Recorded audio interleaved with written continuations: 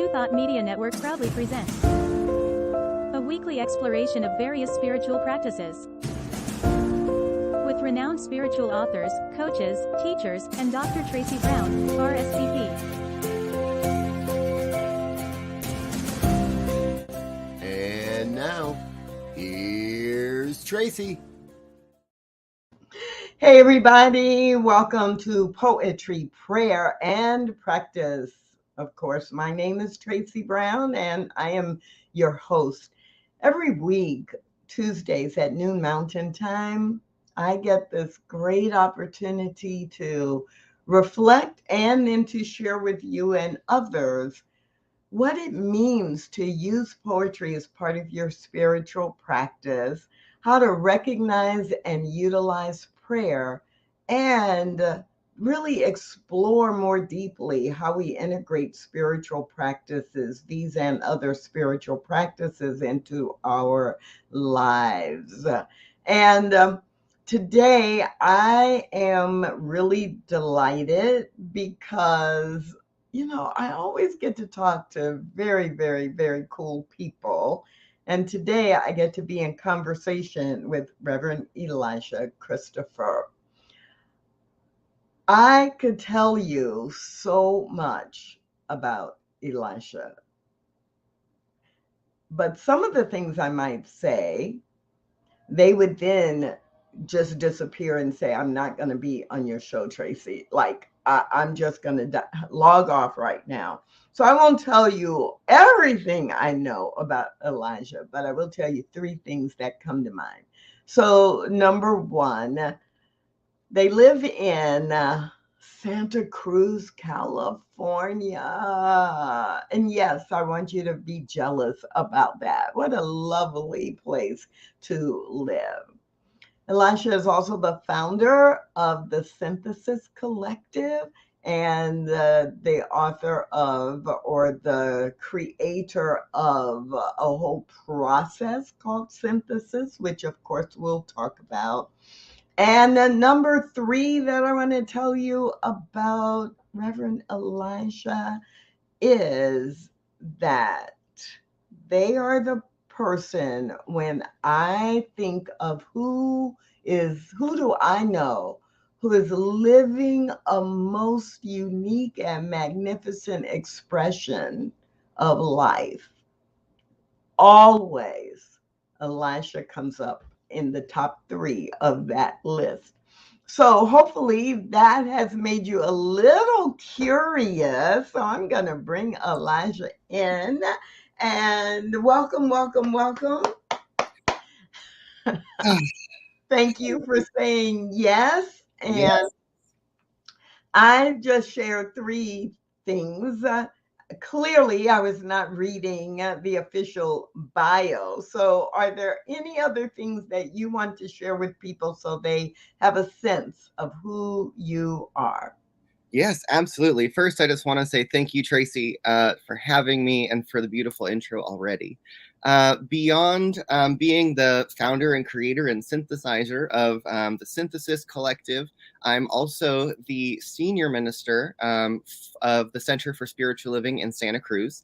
And actually, August is my anniversary month at the center, and I've now been there for 2 years. Which is just kind of mind-blowing. I heard those words come out of my mouth on on Sunday at service, and it just went 2 years. How did that happen already? Yes, time passes, whether we're having fun or not. So, and in this case, it's fun and it's enriching and fulfilling. And so, yeah, we love when that happens. So one of the questions I do love to ask, I don't ask everyone. There's like 2 or 3 questions I love to ask. And one of them is, right now in this phase of your life, what is your current favorite or most used spiritual practice? I think I'll share with you my current favorite at the moment. And I have to give a little bit of why, which is that, in my synthesis curriculum this year, I'm inviting some of my students and myself to choose God qualities and universal powers that interest us, that attract us, that we want to be in relationship with this year. And so I've been studying the work of Brian Swim, and he has this work called The Powers of the Universe. And one of the powers he describes is the power of centration. It's the power that holds galaxies in orbit, that pulls things towards planets. It's the energy that keeps things in orbit around each other. And I've been playing with this idea of being in relationship with centration. And for the last number of weeks, months actually, I've been asking myself, what is the spiritual practice that I can find, that I can indulge in, that I can play with, that helps me embody this idea of centration as a power, as a principle in my life. And that's actually led me to some Sufi practices and the Dances of Universal Peace community. And I actually just came from 2 days of Sufi camp where we spent 2 full days just in dancing in circles, singing and chanting in these melodic rhythms that go round and round and round. And the thing that I've been so loving about this practice is not only is it prayer, not only is it singing, not only is it chanting, but it also takes this embodiment piece and it brings it into the cells. And by the end of the 2 days of Sufi camp, I just felt so saturated. And I even came home and I just kind of found myself to even just kind of walking in circles, just in my, kind of waiting time, because I just feel this movement in my body. And as someone who's been stepping more and more into a role that invites me to stand in the center of community, this idea of being in relationship with centration and also balance is the other quality that I've been playing with. And I feel like these two together have been a big invitation for me to grow into the place that I'm standing in the world right now, to help me feel the power of the creative energy that's right here with me as me when I tap into it. Wow. And as I'm listening to you, while I've never done Sufi camp, my body started resonating with what you were saying, the vibration of what you were saying, and feeling like my body was connecting it with dance. And that light bulb moment of, this is why I love, my body loves, which I never really thought about it that way. This is why I love, if I'm doing exercise classes, it's usually going to be Zumba or line dance or jazzercise, or because it's the integration of the movement, and I'm very mindful as I do it. And that's exactly what happens when I'm roller skating. Mm-hmm. Roller skating is not a social event for me. It is, and I've often said it's like a moving meditation. Mm-hmm. But I like now, I just even have a deeper connection of making that so, and honoring the way that everything begins to integrate and work together as I close out the world. And the only thing that's not, well, I was going to say, the only thing that's not there is the chanting part, the audio part, but I am singing along to the music a lot. So, Mm-hmm. Mm-hmm. And that's another one of my current and favorite spiritual practices is the use of music as a way of, again, bringing the thought into the body and really bringing it deeper into us. When I first discovered New Thought and Science of Mind, CSL, and started studying the power of affirmation, the power of my words, the power of thinking, I noticed how easy it is to get a song stuck in your head. You hear a commercial or you hear something on the radio, and the next thing you know, that's what's just going on back here. And I had this aha at one point of, this is happening on accident to me all the time. What would happen if I used this technology and did this on purpose? And I engaged in a spiritual practice when I first came to New Thought of I chose what I like to have what I call my New Thought experiments, my science of mind experiments, where I say, okay, here's a principle. I want to try to practice it and see what happens. And so, I was playing with this idea of affirmations, and music with affirmation gets it deeper in us. And so my first year in Science of Mind, I did an experiment where I said, I'm only going to listen to New Thought, positive, spiritual, or wordless music for a year and see what happens in my life when I stop listening to the radio, when I stop putting thoughts into my mind with music that I don't necessarily want to have. And it's maybe almost 17 or 18 years later, and that experiment that year has not ended. Mm.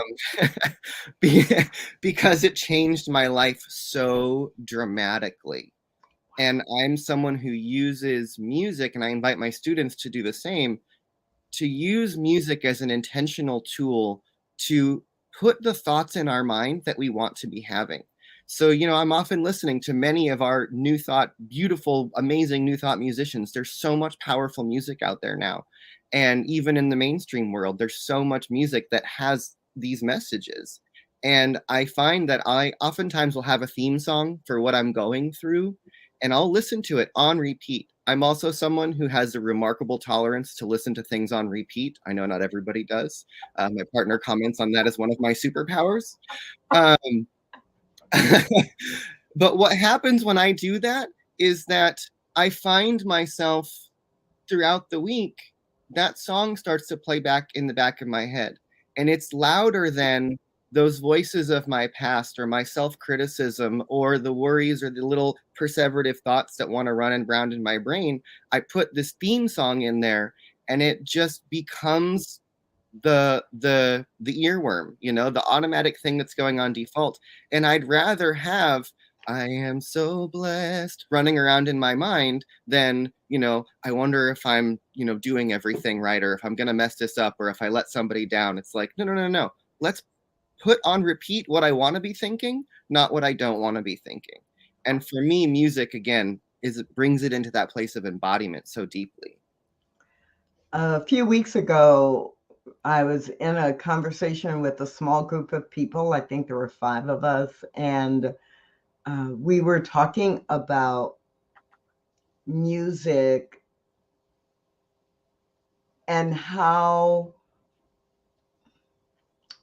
valuable it was to be able to translate or transform or use music that people don't normally think of, or musicians and performers that people don't normally think of as new thought or metaphysical, and kind of like co-opt the message. So that week, near that time, part of the reason that conversation started was because I was speaking, and the title of the talk was Ain't No Mountain High Enough. And so, of course, the music team sang and did a duet of Ain't No Mountain High Enough. But the twist of it was that people hear that and they think of it as a love song, right? A love song of how, people who are committed to each other will do anything to be there for the other. And so the whole talk was around, do you truly believe the universe is conspiring for your good? And what if spirit was singing this song to you? So now part of the reason I could get there is because maybe about 10 years ago, I had that thought myself. I heard the song and I was like, oh, what if that's how God was like serenading me with there's no mountain too high, no valley too low, no river too wide that can keep me away from you. Mm-hmm. I am here for you. All you got to do is call me. Like, Mm-hmm. let me in, welcome me, and I am right there. And so it's like, oh, now maybe not everybody, but the majority of people who heard that talk will never hear that song again Yep. the same Yeah. way that they did before. And so we, in that conversation, we started sharing different songs by popular artists that, really, really, it's what we teach. Really, this is, you don't even have to say pretend. Like the message there is what we actually teach. Mm-hmm. And so that's kind of one of the things I'm working on right now. How do I use music designed for and written by New Thought artists? And how do I also include in a strategic way music that people might consider more mainstream, Mm-hmm. but help them hear it differently? Yep. So, Yeah, I've been reflecting on that a lot myself recently, as well as I have this, music practice. And I so often find music that is, pop music, mainstream music, spoken word, there's so much out there that either just a shift in context slightly can change the entire thing. And I just have to say, when you said Ain't No Mountain High Enough and making that song about God, my mind immediately went to Sister Act and just had a little like praise God moment. Because that's one of my favorite movies ever in the whole world. But I digress. But another example of that code switch, just ever so slight, that changes the meaning.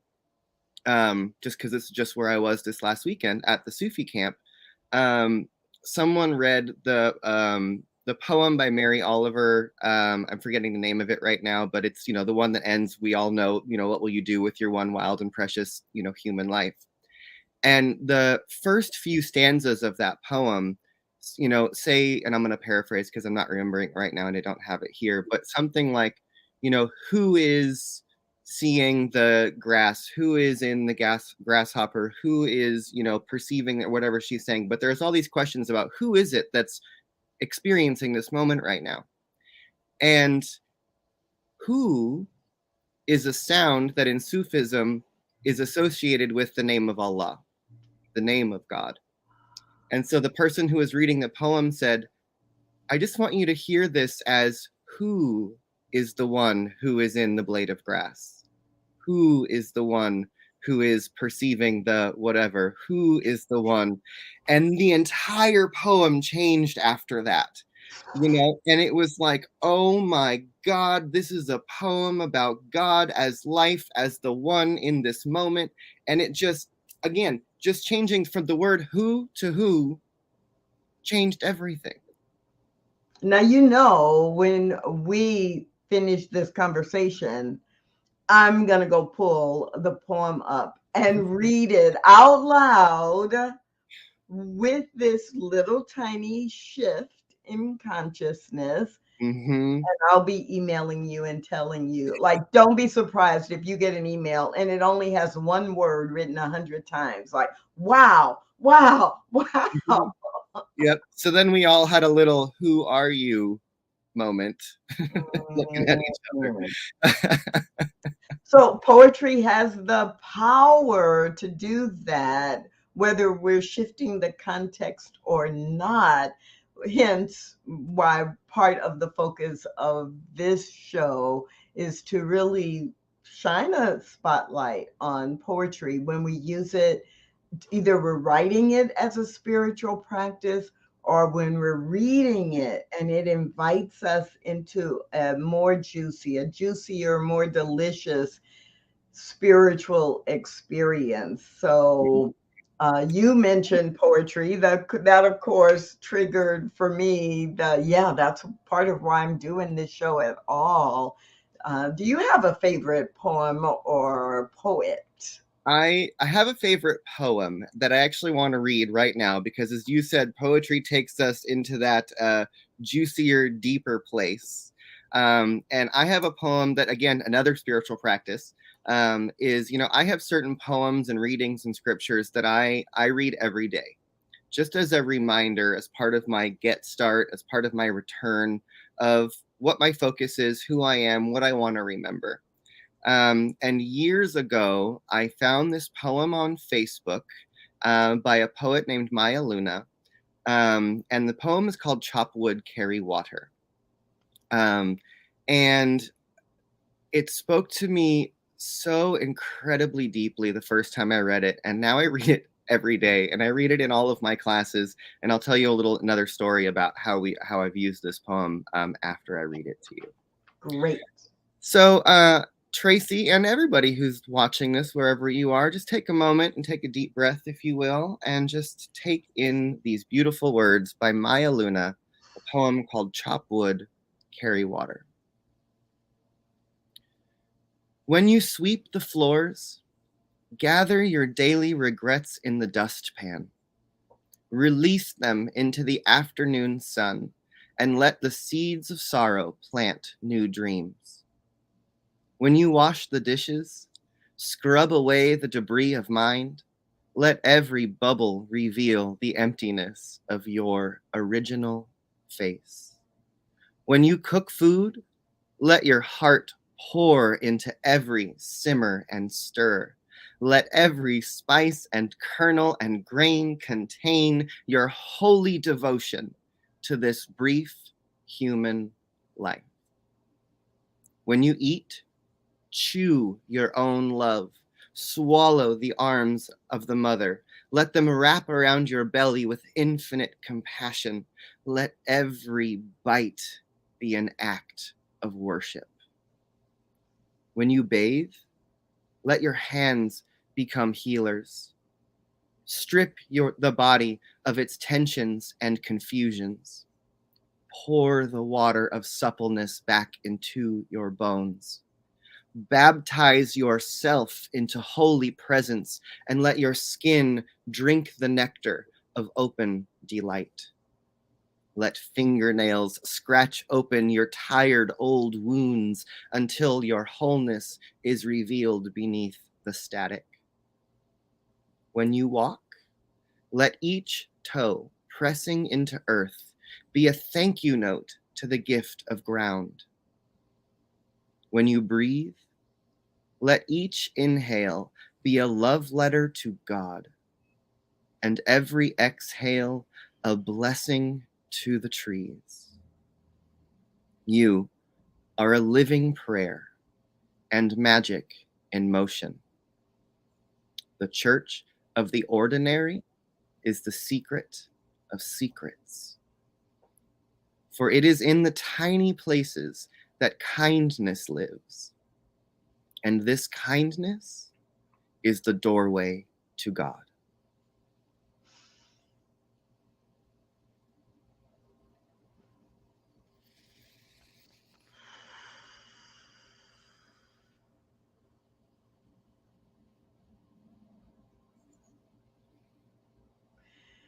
That is the kind of poem that once reading or hearing it, I just want to be quiet for 15 minutes and take it in and like, wow. Wow. Yeah. Chop Wood, Carry Water by Maya Luna. Mm-hmm. Whew. So you said you had another story related to it. So just really quickly, part of my spiritual practice is something that I like to think of, or that I call ritual living. I come from the Centers for Spiritual Living. So, ritual living for me, again, is about the embodiment of the practice, right? And to ritualize that which we do, to put sacred context, to put metaphors, to put deeper layers and meaning onto what we're doing, to just keep that awareness in the forefront of our minds more and more and more. And a couple years ago, I was helping take care of a friend who had been diagnosed with stage 4 cancer, and appeared to be was given a very low percentage that this was going to turn out the way that they had wanted it originally, and cancer going away. And I was working with this person as we were going through their treatments, and I brought this poem out at one point, And we all read it as a household, me and their partner and them. And we said, you know what? We want to take this poem and we're going to break it up into pieces and we're going to put it all over the house so that all of us see these reminders as we're going through this treatment together, as we're walking through these periods of months. And so, you know, on the broom, in the broom closet, we printed out a piece and it said, when you sweep the floors, gather all your regrets into the dustpan. And it was like, you know, where the stove was, on the back of the stove, we had a, when you cook, pour into your heart every simmer and stir. We laminated a copy and put it in the shower. When you bathe, strip your body of the tensions and confusions. Buy our shoes at the door when you walk, right? Every segment of that poem we put somewhere in the house in big printed, bold, beautiful letters and frames. You know, we put it all around everywhere that we needed to see it, where those little reminders were. And, you know, a number of other rituals that we brought into that space. But one of the things that I'll tell you is that person is now cancer-free and miraculously healed.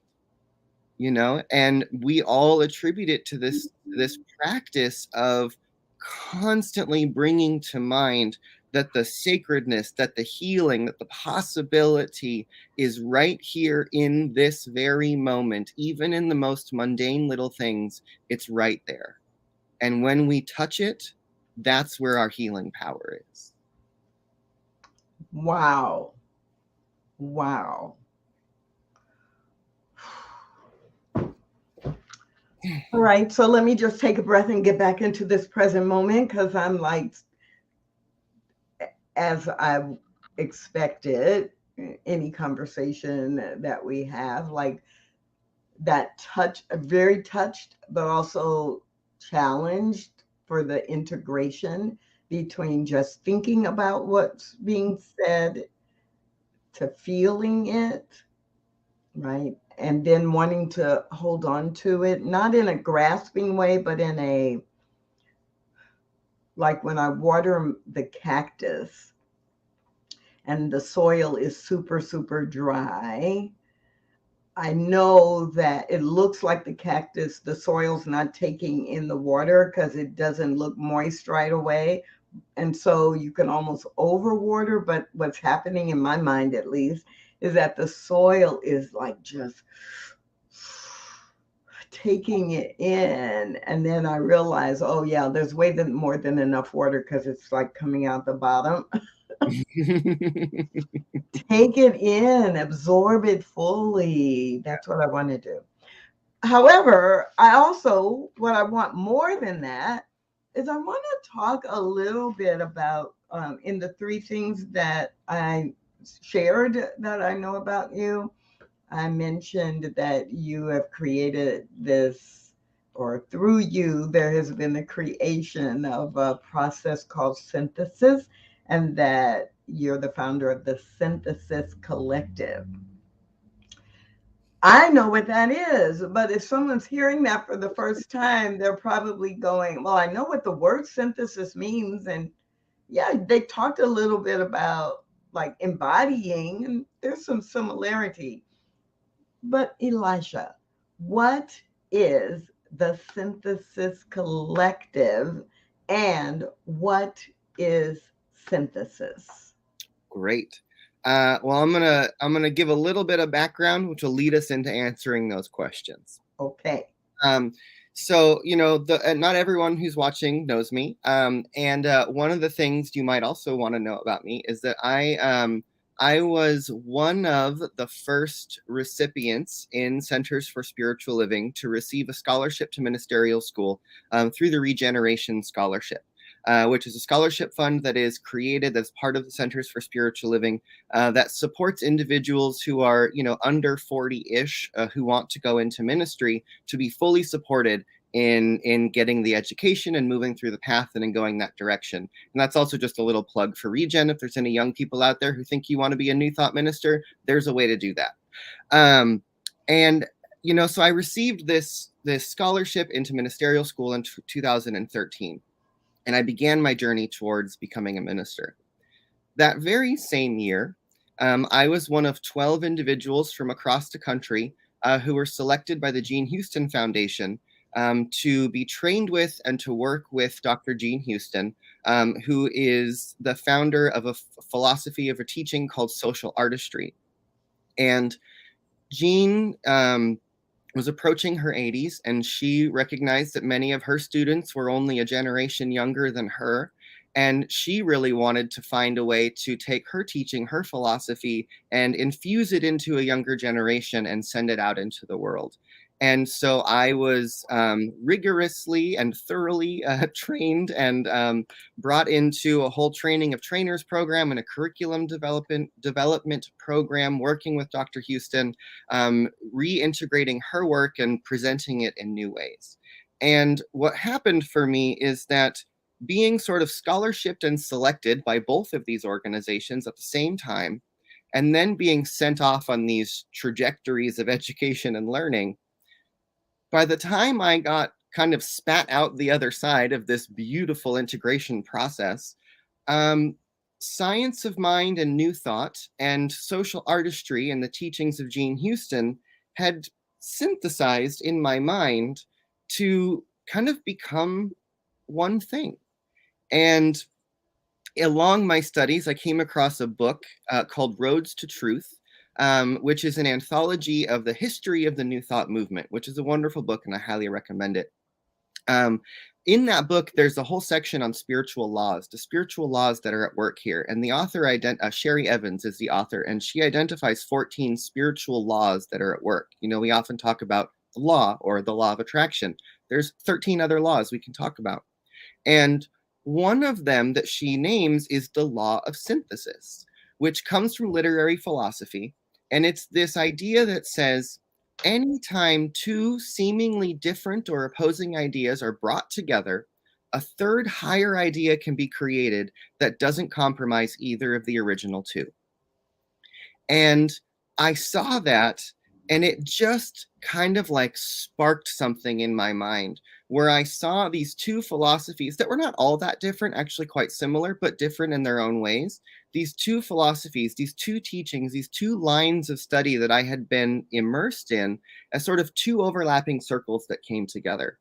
And so this new emergent philosophy that I call synthesis is a hybrid of Ernest Holmes's Science of Mind, Gene Houston's social artistry, as well as a number of other modalities, bringing in quantum physics, bringing in neuroscience, bringing in Jungian psychology, bringing in mythology and the hero's journey, and all of these different ideas into bringing these overlapping circles of thought together to create sort of a kaleidoscope that gives us a new perspective. Now, what do we do with that new perspective? So the whole purpose of synthesis is I invite every person at the very beginning of their synthesis journey in chapter 1 to ask ourselves, what is the most important thing for you to be working on in your life right now, whether it be for yourself, your community, or the world? And I often say, look to an area of disturbance. Look to an area of discomfort. Look to an area where something feels like it's up in your face and you're being forced to look at it. And then we call that your project. And as you move through the synthesis curriculum, every class, all these different layers, all these different ideas, all these different modalities that we bring together, we ask you to apply them to your project and say, how can I look at it from this perspective? How can I practice it from this perspective? How can I change it or fuse it or shift it or change it? And synthesize all these different ideas into your life to develop a spiritual practice, a mythology, a story for your life that takes your project or this area of disturbance in your life, and we look at it to identify what is your greater purpose, your mythic purpose, your evolutionary purpose, the thing that you're here to do to serve the world. And Then we evolve that and activate that over time. And we teach you how to develop rituals in your life to support the emergence of that project as your focus. We help you develop a mythology and a story around what you're doing that helps us perceive of our work in the world as something so important and so big that we are part of history, that we are part of shifting culture, that we are part of activating the collective consciousness or the Great Awakening or whatever we want to call it. We could call it many things. But I believe that, in 2020, I started telling this story. I'll call it a myth. And remember, a myth is a story that doesn't necessarily have to be true, but is useful. I've been telling this story that what if 2020, COVID, the whole shutdown, what if this was the beginning of the age of disruption? What if this was the beginning of a whole new timeline? What if this was the beginning of a whole new history?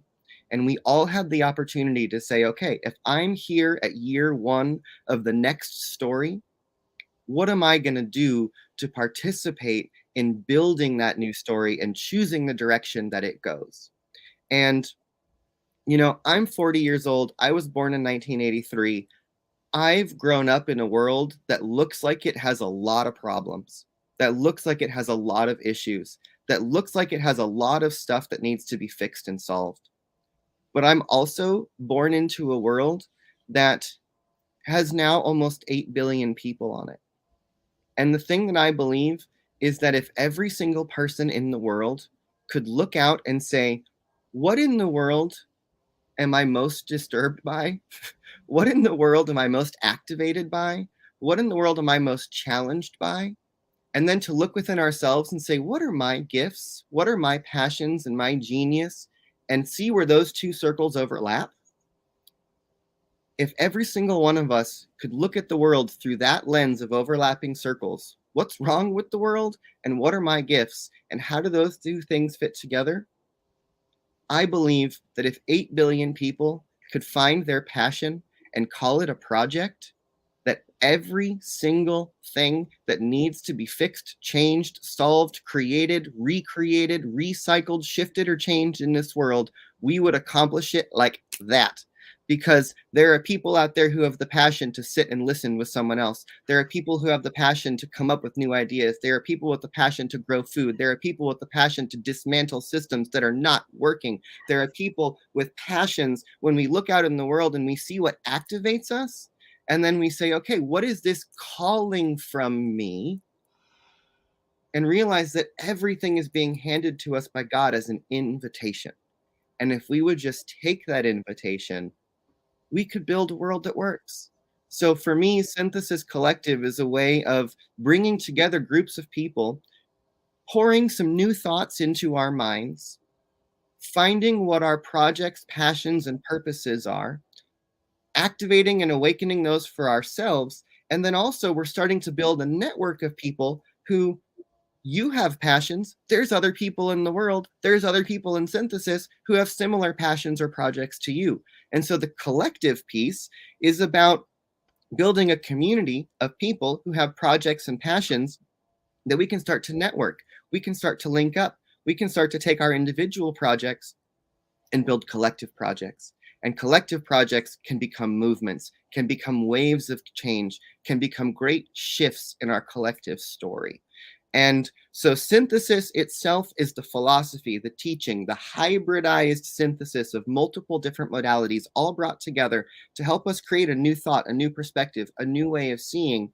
And the collective, Synthesis Collective, is the community, the group of people who are coming together saying yes to their project, their passion, and their purpose, and saying, let's come together and let's build a new story for ourselves and for the world.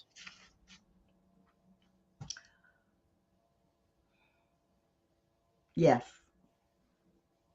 Yes. And I imagine that just about everybody who heard that for the first time, that they are all saying yes as well. Yes, that makes so much sense. Yes, that feels so important. Yes, I want to be a part of the change, not a part of the group of people that's just complaining about the world. Yes, yes, yes. And when we say yes and we open ourselves to the tools and the resources, we can change things. It makes a big difference.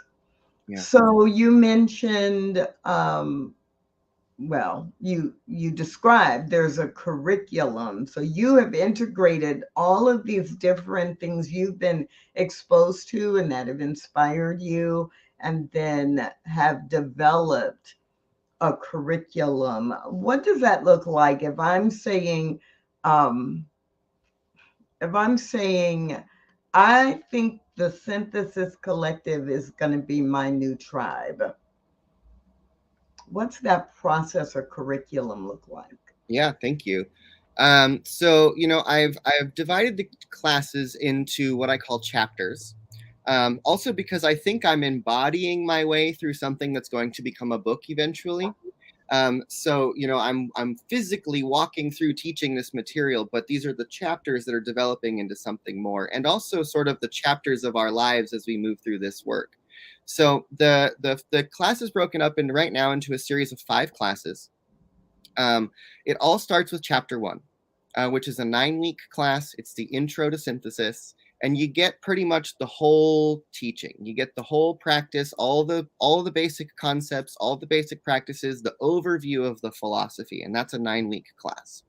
And it's all taught on Zoom. So it's 9 weeks. Each class is 90 minutes. It's all on Zoom. There's technically no homework, but if you take this stuff in, it kind of becomes everything you want to do.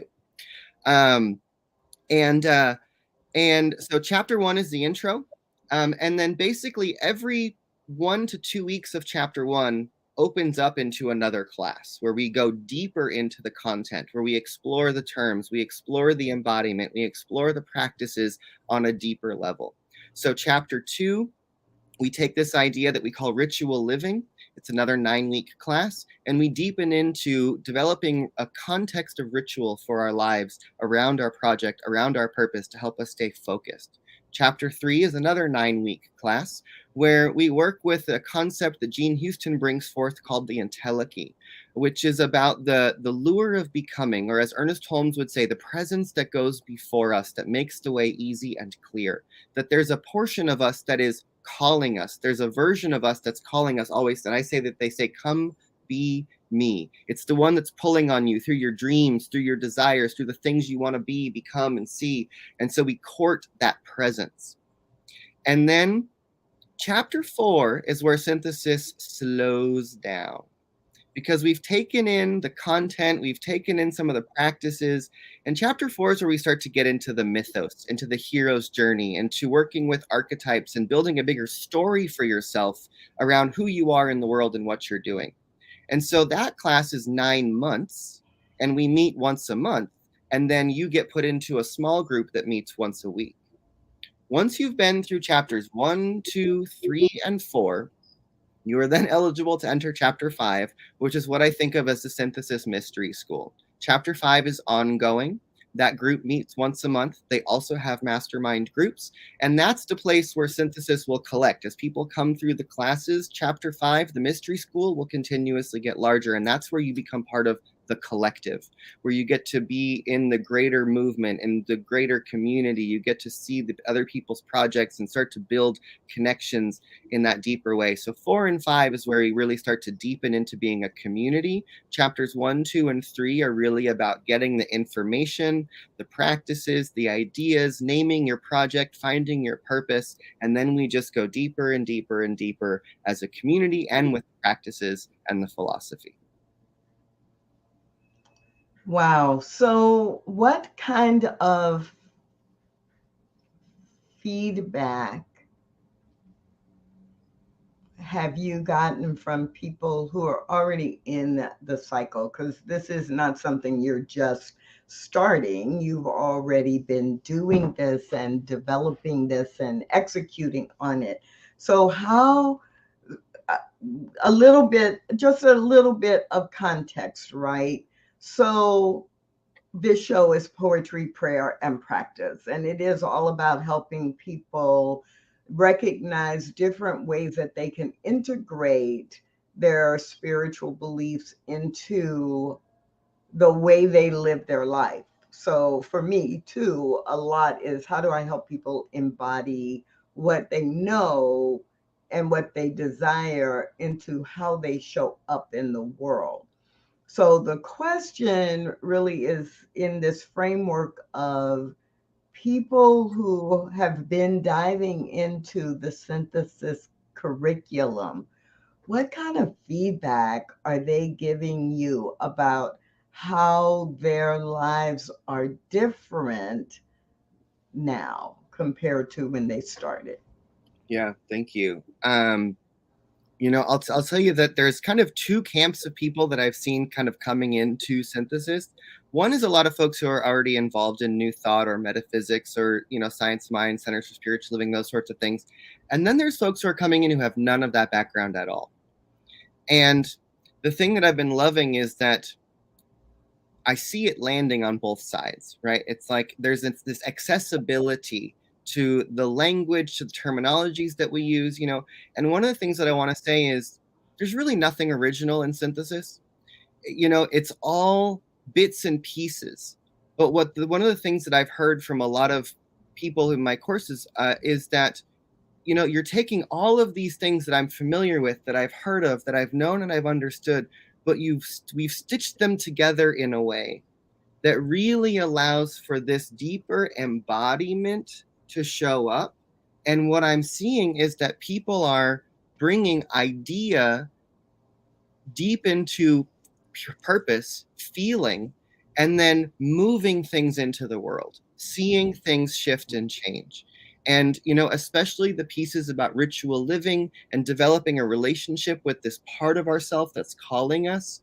So many of our folks have been saying how much they just feel the activated magic in their lives, how they feel the deeper sense of the sacred, how they can sense themselves perceiving their life as part of a bigger story, which for the time we live in, I think we all need a bigger idea of who we are and who we can be in the world that's bigger than the fear, that's bigger than the problems, that's bigger than the separation. And that's one of the things that I get back from a lot of my folks is that synthesis has given them a sense of hope. It's given them a sense of excitement about the future rather than fear. It gives people an opportunity to say, you know what, I can be part of authoring this new great story that we're all part of, and that we each get to participate in that together. And, it's one of the things that has been really a beautiful feedback loop for me. Is that many of the folks who've been participating in synthesis in the last couple years are teachers of mine, are other ministers. And so many of them have been reflecting back to me, again, you haven't given me anything I've never heard before, but I'm hearing it and seeing it for the first time in a new way. I've heard that my whole life, but I've never heard it like that. Mm-hmm. And that is in itself is powerful and amazing. And another thing that strikes me is this whole idea of empowerment. You didn't use the word, but I am hearing the word like from the inside of my soul that if what we want is for more people to integrate spiritual practice or spiritual principle into the way that they live their lives, there has to be a sense of empowerment, that I feel empowered to do that, not in a ritualistic way that someone else has prescribed that worked for them, but because I understand my purpose or the ways that I can impact the world. And with this, I feel empowered to be there, be in the world, and make a positive difference. And I think that really solidified for me when you said that there are people who've basically said things that that indicate they feel they can be an author of the new story, be an author of the new world, the new nation, the new mindset, the new culture. Yeah. Because we all know that the nation, the culture, we all know it needs to change.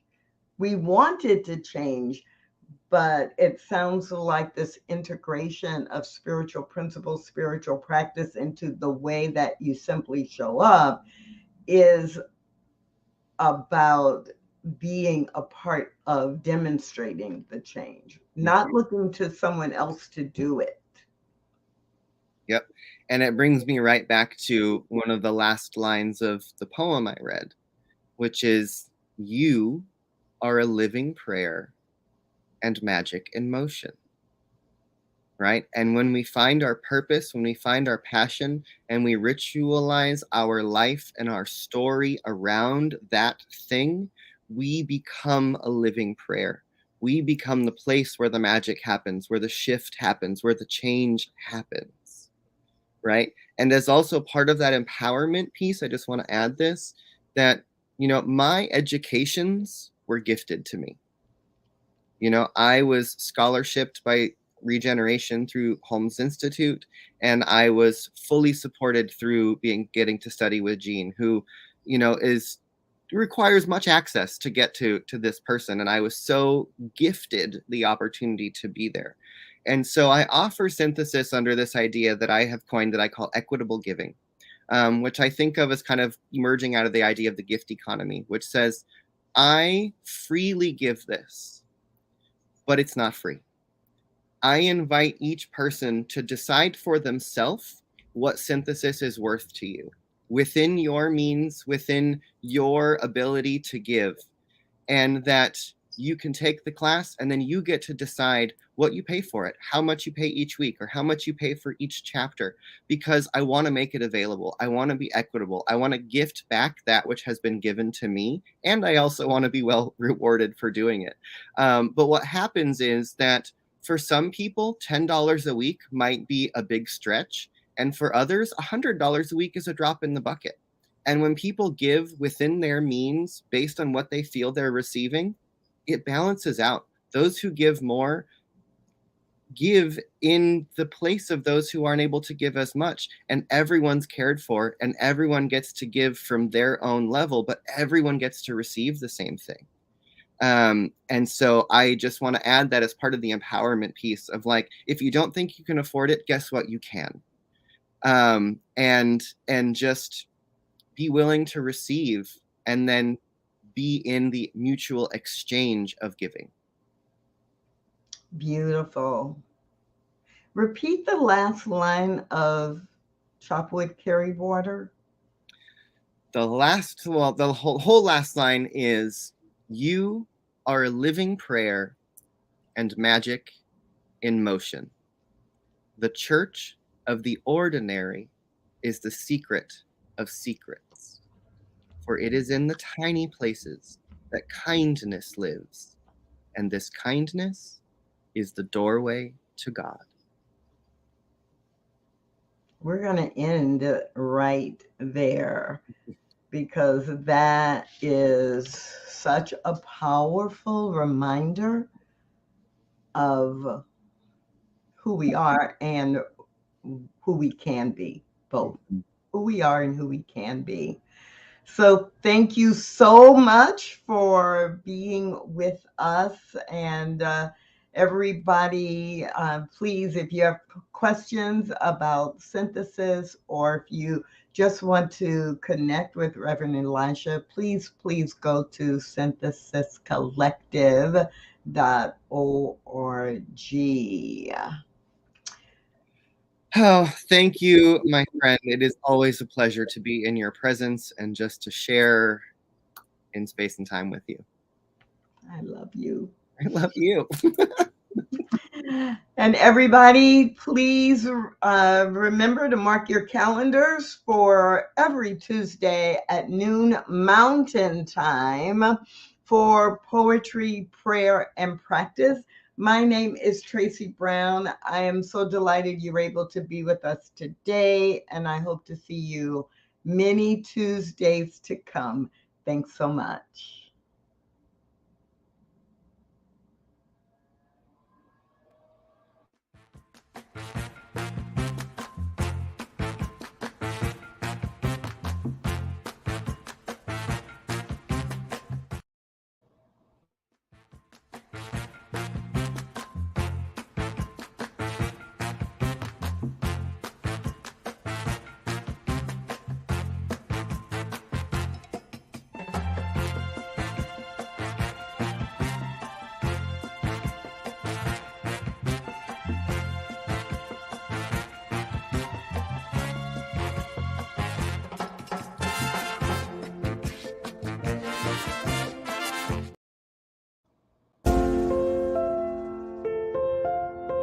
Thanks for watching. Join us again next week, or watch on demand